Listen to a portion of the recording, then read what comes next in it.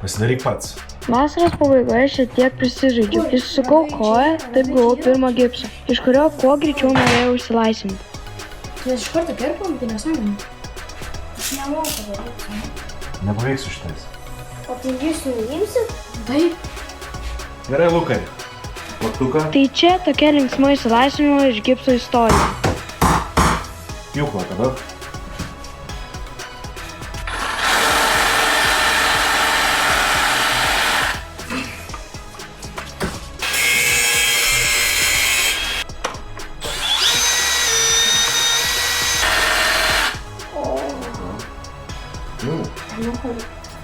Tau užsiminimai.